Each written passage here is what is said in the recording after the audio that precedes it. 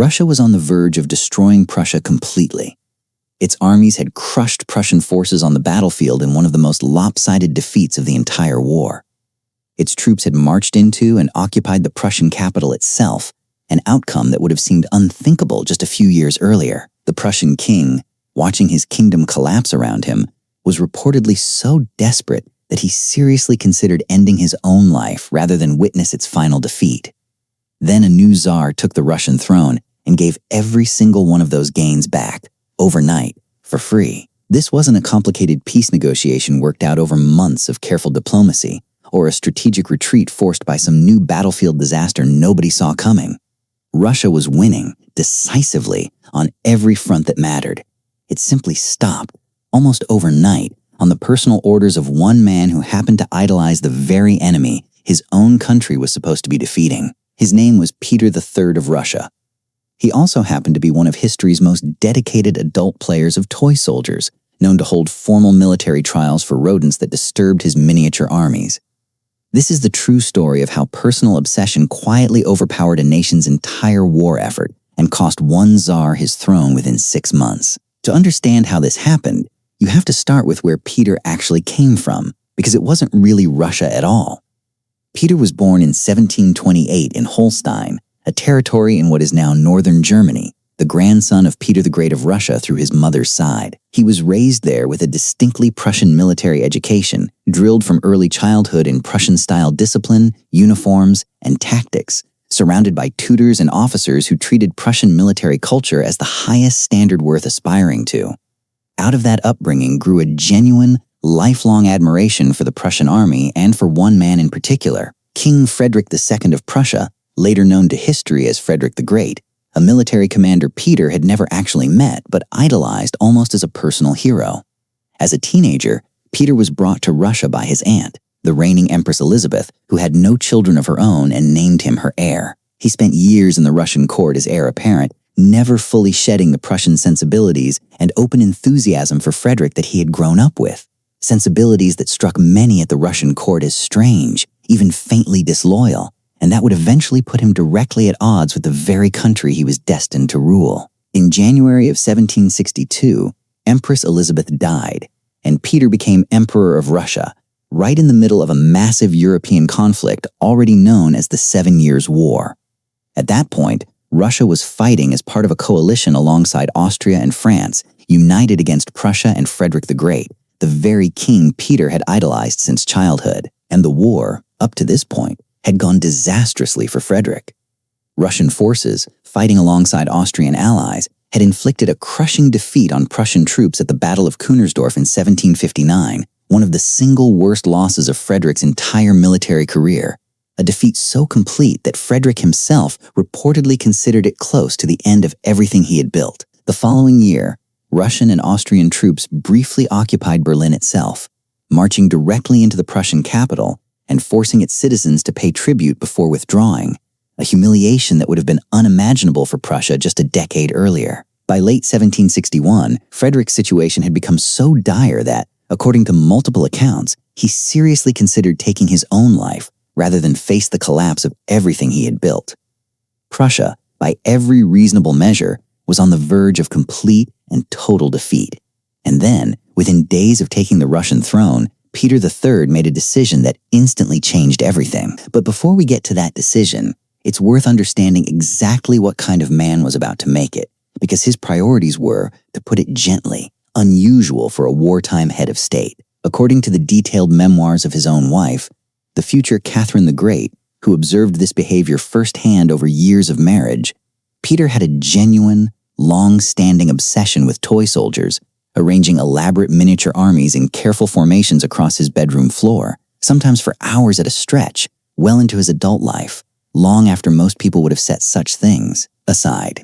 Catherine wrote candidly that Peter would spend nights that might otherwise have gone toward his marriage, instead completely absorbed in arranging his toy armies, and that he at times insisted she dress up and participate directly in his elaborate military games, treating an actual military drill with his wife the way another man might treat a game with friends. One particular story, recorded directly in Catherine's own memoirs, captures the depth of this obsession perfectly. After spending hours meticulously arranging his toy soldiers in careful rows, Peter discovered that a rat had gnawed the head clean off one of them. He did not simply dispose of the rat the way anyone else might. He caught it alive, declared solemnly that it had committed a serious military crime under the recognized laws of war, and held what he treated, with complete sincerity, as a formal, legitimate military court-martial, exactly as if a real soldier had committed a real act of sabotage. The rat was found guilty as charged. Peter built a small set of gallows with his own hands, carried out the execution personally, and left the animal's body on public display for 3 full days, an object lesson, in his mind, for anyone else who might dare threaten the integrity of his miniature army. This is the same mindset, treating symbolic gestures and personal loyalty as seriously as real consequences, that Peter carried directly into his actual foreign policy the moment he gained real, national-scale power.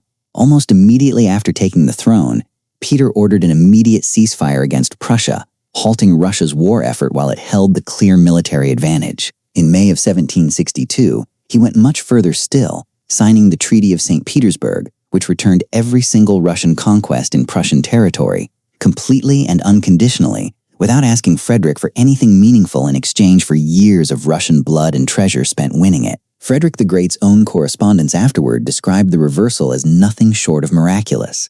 Historians still refer to this sudden turn of events as the miracle of the House of Brandenburg, a war Frederick had genuinely expected to lose, simply handed back to him. Russian generals who had spent years and countless soldiers' lives methodically winning that territory watched it all disappear in a matter of weeks, undone entirely and deliberately by their own new czar's personal feelings toward the very enemy king they had just spent a war defeating.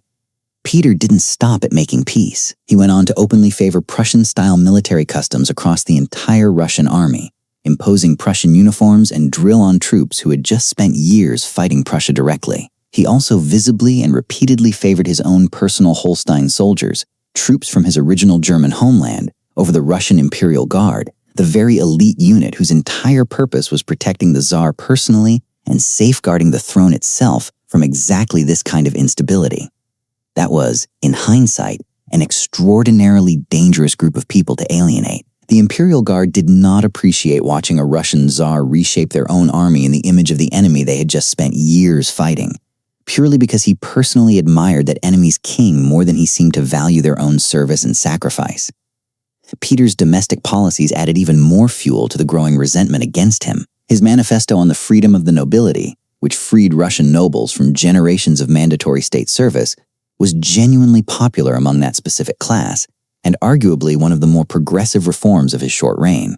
But his attempts to secularize valuable Orthodox Church property and reshape long-established religious practice along Lutheran lines deeply alienated the Church, one of the most powerful and deeply rooted institutions in the whole of Russian society. By the summer of 1762, Peter had somehow managed to offend the military, the Church, and much of the political establishment all at once, an impressive feat of alienation packed into roughly 6 months of actual rule. His own wife, Catherine, German-born like Peter himself but far more careful and deliberate about winning genuine Russian loyalty, watched all of this unfold from close quarters and began quietly building political support of her own, especially among the very same Imperial Guard officers Peter had spent months carelessly insulting.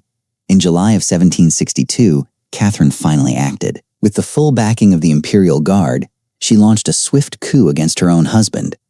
Peter was arrested quickly, with almost no resistance offered on his behalf, and forced to formally abdicate the throne he had held for barely 6 full months. He was moved under guard to a manor at Ropsha, a short distance outside the capital, and died there roughly a week later. The official announcement to the public cited a sudden, convenient case of hemorrhoidal colic. Most historians instead believe he was actually killed, likely during a violent physical confrontation with members of Catherine's own inner circle, though the precise details have never been fully settled. Catherine then took the throne herself, ruling as Catherine II for the next 34 years, and earning the title history remembers her by Catherine the Great.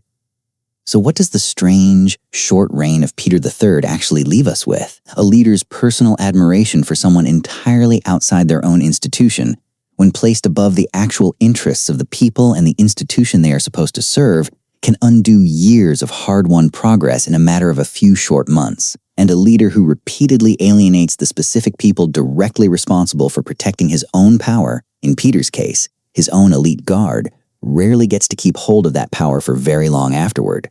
Peter the Third spent his short, strange reign proving both of those lessons at once, giving away a war his own country was actively winning, purely out of personal loyalty to its king, and repeatedly insulting the very guard standing directly between him and the throne he sat on. 6 months later, both of those decisions caught up with him, permanently and completely, and a woman he had never fully respected or taken seriously ended up ruling the very empire he had just casually thrown away.